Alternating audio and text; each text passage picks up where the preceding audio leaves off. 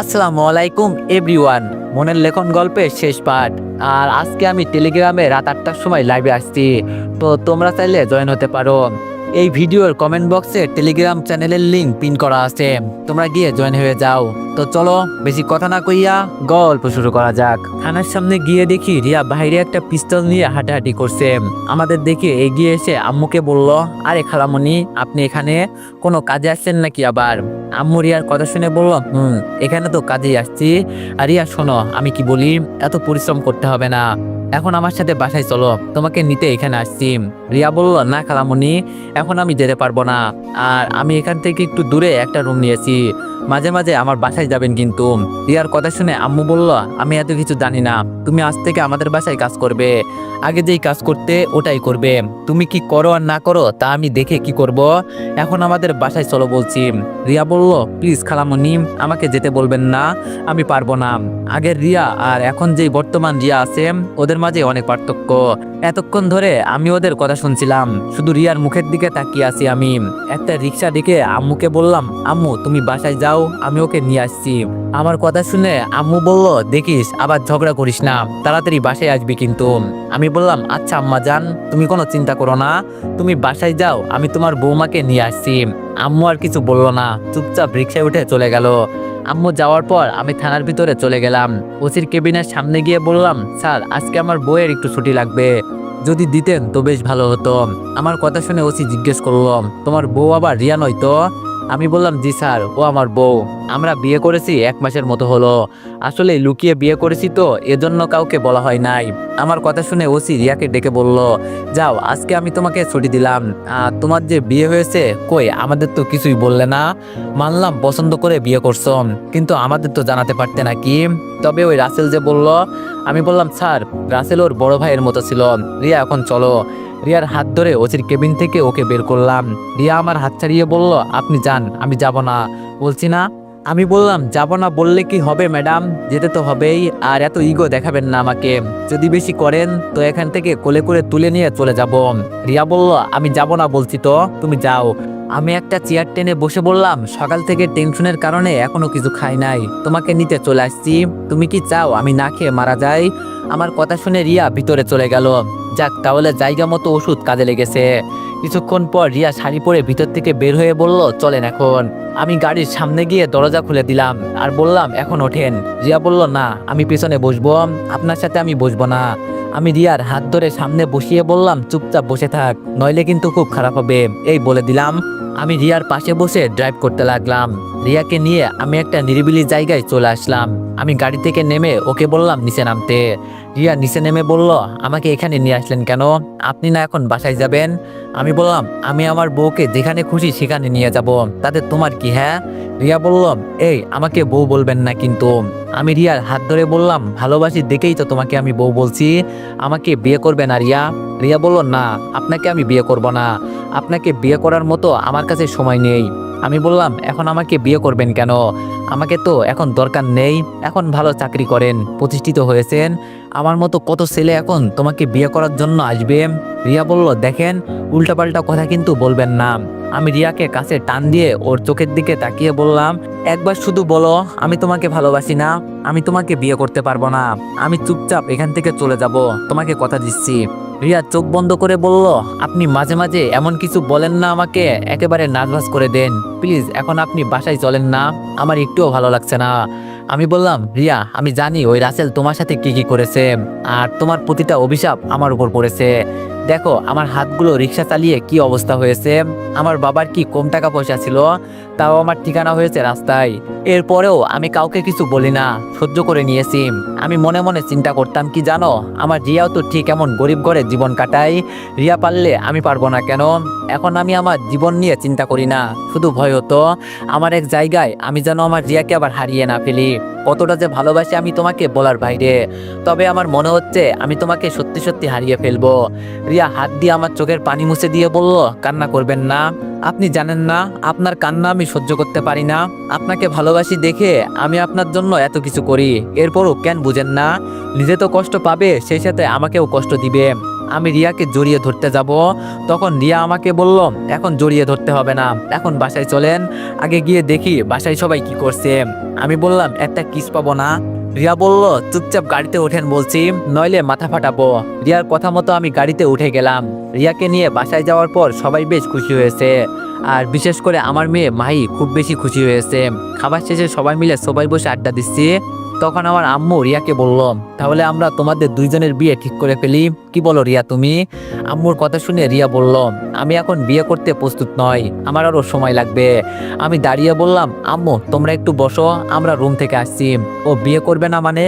ওর বাপ দাদা 14 গোষ্ঠী সহ বিয়ে করবে। এই কথা বলে রিয়াকে টেনে আমি রুমে নিয়ে গেলাম। ওইদিকে সবাই আমাদের কাহিনী দেখে হাসতে লাগলো। রুমের দরজা লাগিয়ে রিয়াকে বললাম তা ম্যাডাম কি যেন বলছিলেন, আমাকে বিয়ে করবেন না, আবার বলেন তো? রিয়া বলল না মানে আমি রিয়ার দিকে এগোতে লাগলাম আর রিয়া পিছোতে লাগলো। এক সময় ও গিয়ে দেয়ালের সাথে লেগে গেল, এখন আর পিছোতে পারছে না।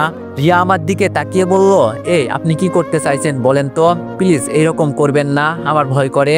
আমি রিয়ার কাছে গিয়ে ওর ঠোঁটগুলো আঁকড়ে ধরলাম। রিয়া কিছু করতে পারছে না দেখে এক সময় ও আমার মাথা ধরে রেসপন্স দিতে লাগলো। কিছুক্ষণ পর ওকে ছেড়ে দিতেই রিয়া আমাকে জড়িয়ে ধরে বলল ওগো মোর প্রিয় মানুষ, আমি তোমাকে অনেক অনেক ভালোবাসি, বিয়ে করবেন আমাকে? আমি টান দিয়ে রিয়াকে কোলে নিয়ে ওর গালে চুমু দিতে দিতে বললাম পাগলি মেয়ে, আমি তো আরো অনেক আগেই তোমাকে বিয়ে করতে চেয়েছিলাম কিন্তু পারি নাই, তবে এখন জোর করে হলেও তোমাকে বিয়ে করব, অনেক অনেক ভালোবাসি তোমাকে।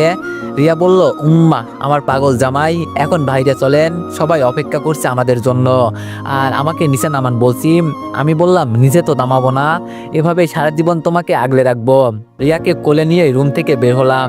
রিয়া আমার বুকে মুখ লুকিয়ে আস্তে করে বলল ইস সবার সামনে আমাকে কি লজ্জায় ফেললেন। আমাদের দেখে আম্মু বলল বুঝছি, আপনাদের আর আমাদের বুঝতে হবে না, তাহলে সামনের শুক্রবার আমাদের বাসায় বিয়ে, কি বলিস তোরা? আম্মুর কথা শুনে রিয়া বলল আমি কিছু জানি না, যা জানার আপনার ছেলেই জানে। রিয়ার কথা শুনে সবাই হাসতে লাগলো, তবে ইতির মন খারাপ দেখে আমার একটু কেমন লাগলো। আমি রিয়াকে নিচে নামিয়ে ইতিকে বললাম ইতি আমি যদি কিছু বলি তো তুমি রাখবে? আমার কথা শুনে ইতি বলল আপনি এখন আমার গার্ডিয়ান, আপনার কথা রাখবো না কেন আমি? আমি বললাম যদি বলি আমি বাইরের কোনো ছেলে দেখতে পারি, তবে তার সাথে তোমার কাছে আমি একটা প্রস্তাব রাখছি, তুমি আমাদের বাসায় থেকে যাও, আমি চাই না তুমি দূরে কোথাও যাও। এজন্য আমি বলি কি তুমি আমার বড় ভাইয়ের বউ হয়ে যাও। তবে আমার ভাইয়া বিবাহিত, ওর বউ আমার বাবাকে মেরেছে, একদম ফালতু মহিলা ছিল উনি, ভাইয়া আবার ওকে ডিভোর্স দিয়ে দিয়েছে, এখন বাকিটা তোমার মতের উপর। আমার কথা শুনে ভাইয়া বলল আরে তোর মাথা খারাপ হয়ে গেল, কি বলিস এসব তুই? আমি একটা বিবাহিত পুরুষ, ওর এখনো বিয়ে হয় নাই, ও কি আমাকে পছন্দ করবে? কেন এসব কথা বলে লজ্জা দিস? কিন্তু ইতি আমাদের অবাক করে দিয়ে বলল যার ছোট ভাই এত ভালো তার বড় ভাই অবশ্যই ভালো হবে, আর আমার দূরে কোথাও যাওয়ার ইচ্ছা নাই, আপনি আমার গার্ডিয়ান, আপনি সবকিছু ভালো বুঝবেন, আমি এতে কোনো অমত পোষণ করব না, আমি রাজি আছি। আম্মু খুশি হয়ে বলল তাহলে তো বেশ ভালোই হয়েছে, দুই ভাইয়ের বিয়ে আবার হবে, আমার যে কতটা খুশি লাগছে বলার বাইরে।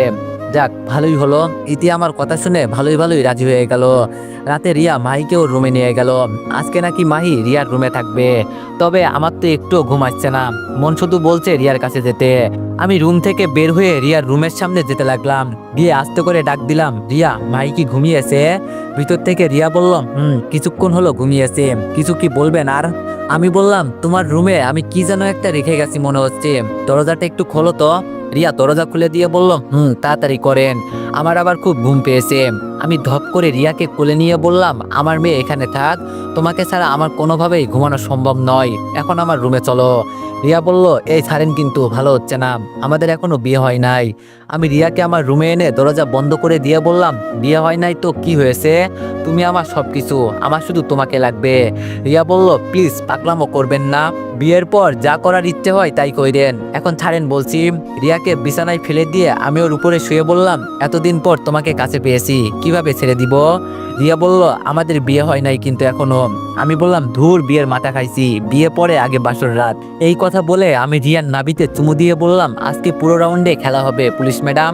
রিয়া চোখ বন্ধ করে শুধু বলছে প্লিজ এমন করবেন না। আমি রিয়ার শাড়ি খুলে ফেলে দিয়ে বললাম আজকে কিছু বললেও আমি শুনবো না। রিয়া বলল লাইট বন্ধ করেন আগে। আমি বললাম না ওইটা থাক সমস্যা নাই। রিয়া বলল আমার লজ্জা লাগছে, লাইট বন্ধ করেন প্লিজ। আমি লাইট বন্ধ করে রিয়ার উপরে ঝাঁপিয়ে পড়লাম। এরপর বাকিটা ইতিহাস। ইতিহাস মানে আপনারা মনে মনে যেটা ভাবছেন, হ্যাঁ সেটাই। খুব ভোরে ঘুম ভাঙলো। ঘুম থেকে উঠে দেখি রিয়া আমার পাশে নেই, হয়তো মাহির কাছে চলে গেছে। রাতের কথা মনে হলে কতটা যে ভালো লাগে বলার বাইরে। আমি উঠে গোসল করে নিলাম। বিয়ে করলে এই একটা সমস্যা হবে, সকাল সকাল গোসল করতে হবে প্রতিদিন। গোসল করে আমি রুম থেকে বের হলাম। আমি কিচেন রুমের দিকে যেতে লাগলাম। আমি যদি ভুল না করি তাহলে রিয়া হয়তো সবার জন্য নাস্তা তৈরি করছে। কিচেন রুমে গিয়ে দেখলাম যেটা বলছি সেটাই, রিয়ার চুল থেকে টপ টপ করে পানি পড়ছে, হয়তো কিছুক্ষণ আগে গোসল করেছে। আমি পিছন থেকে ওকে জড়িয়ে ধরতেই রিয়া ভয় পেয়ে বলল, এই কে? আমি বললাম, আরে ম্যাডাম আমি। এত ভয় পাওয়ার কোনো দরকার নেই। রিয়া বলল, ও আপনি? আমি তো ভয় পেয়ে গিয়েছিলাম, এখন আবার কি করতে এখানে আসছেন? সারা রাত দুষ্টুমি করে মন ভরে নাই, সকাল সকাল আপনার জন্য গোসল করতে হয়েছে। আমি রিয়াকে শক্ত করে জড়িয়ে ধরে বললাম, মন চায় সবসময় তোমাকে এভাবে জড়িয়ে ধরে থাকি। সত্যি ভালোবাসার মানুষ সামনে থাকলে মনের ভিতরে আলাদা একটা শান্তি কাজ করে। তোমাকে পেয়ে আমি বিশ্বজয় করেছি মনে হচ্ছে। রিয়া বলল, স্যার আমাকে একটু রান্না করতে দেন, পরে আবার আমাকে থানায় যেতে হবে, প্লিজ স্যার। আমি বললাম, না বাবা আমি পারবো না। রিয়া আমার দিকে ফিরে আমার ঠোঁটে চুমু দিয়ে বলল, প্লিজ বাবু আমাকে রান্না করতে দাও, আর তোমার মেয়ে হয়তো উঠে গেছে, দেখো বাবু প্লিজ। আমি রিয়ার ঠোঁটে কিস করে বললাম, পরে আমার রুমে যাবেন কিন্তু। এখন আমি গেলাম, রিয়াকে ছেড়ে আমি চলে যাব। তখন রিয়া বলল, শোনেন। আমি দাঁড়িয়ে বললাম, কোন? রিয়া বলল, আমাকে একা রেখে চলে যাবেন? আমি রিয়ার দিকে তাকিয়ে বললাম, বুঝেছি ম্যাডাম, তো বলেন এখন আমি আপনাকে কিভাবে সাহায্য করতে পারি? রিয়া বলল, এখন বর্তমানে আমাকে জড়িয়ে ধরে রাখেন, পরে কি লাগবে আমি বলবো নি। আমি রিয়াকে পিছন থেকে জড়িয়ে ধরলাম, আরও রান্না করছে। রিয়ার মতো একটা মেয়ে পেয়ে সত্যি আমি খুব হ্যাপি। গ্রাম এলাকার মেয়েরা আজ যাই করতে পারুক আর না পারুক, ওরা স্বামীকে খুব ভালোবাসতে পারে, এটা আমি মানি। দেখতে দেখতে আজকে শুক্রবার এসে গেল। কিছুক্ষণ আগে আমাদের বিয়ে হয়েছে। এর মাঝেই আমি আর রিয়া মিলে কক্সবাজারের উদ্দেশ্যে রওনা দিলাম। আমরা প্রথম বাসর করব ওখানেই, সাথে হানিমুন। ভাইকে ইতি ভাবি আর আপুর কাছে রেখে আসছি। ভাইয়া পরে নাকি ইতিকে নিয়ে হানিমুনে যাবে, এজন্য আমরা চলে আসছি। আর আমার আপু প্রেগনেন্ট, এজন্য এখন আমাদের বাসায় থাকে। বাবু হওয়ার পর হয়তো দুলাভাই নিয়ে যাবে। আমরা কক্সবাজারে গিয়ে প্রথম বাসর রাত করলাম। অবশ্য রিয়ার সাথে আগে সবকিছু করা হয়েছে, ওটা তো অন্য হিসাব। খুব সকালে দেখি রিয়া গোসল করে বের হয়েছে। ওকে দেখে আমার আলাদা একটা আকর্ষণ লেগে গেল, এজন্য ওকে আবার টেনে আমার পাশে নিয়ে এলাম। আর রিয়া বলছে, ভালো হচ্ছে না কিন্তু, মাত্র গোসল করে আসছি। কিন্তু কে কার কথা শুনে হানিমুন করতে আসছি কি আঙ্গুল খেতে? কিছুক্ষণ পর রিয়াকে সাথে করে আবার গোসল করলাম। খাওয়া দাওয়া শেষ হতেই রিয়া বলল, আপনি এখন দিন দিন খুব বাজে পথে চলে যাচ্ছেন, এতবার আমার শাড়ি পরতে আর গোসল করতে ভালো লাগে না। আমি বললাম, হানিমুনে এসে কাপড় পরে কেউ? আমি তো সব সময় বলি। রিয়া বলল, বাজে কথা বললে কিন্তু মাথা ফাটিয়ে দিব। আমি বললাম, লাভ ইউ বেবি। শোনো, এখন আর শাড়ি পরতে হবে না, সব সময় টাওয়াল পরবে। আমার যখন মুড হবে তো তখন। রিয়া বলল, আমি আর থাকবো না আপনার সাথে। রিয়াকে কাছে টেনে এনে বললাম, আমার জীবন মৃত্যু সবকিছু তুমি। তুমি ছাড়া আমার কি আছে বলো? আর তোমার কাছে আমি ভালোবাসা পাই, তোমার কাছে আমি সুখ পাই। এই জীবনে তোমাকে ছাড়া আমি কার কাছে যাব বলো? যাতে আমরা একাকিত্ব কিছুটা সময় কাটাতে পারি, এজন্য তোমাকে এখানে নিয়ে আসছি। আর তুমি? রিয়া আমার ঠোঁটে কামড় দিয়ে গালে চুমু দিয়ে বলল, ওগো আমার প্রাণ প্রিয় স্বামী, আমার ভুল হয়ে গেছে। আমার যত ভালোবাসা আছে সবকিছু আপনাকে জুড়ে। আমি বললাম, তুমি শাক খুলছো কেন? রিয়া বলল, মুড কি শুধু আপনার হতে পারে, আমার হয় না? আমি বললাম, মা এই না হলে আমার বউ।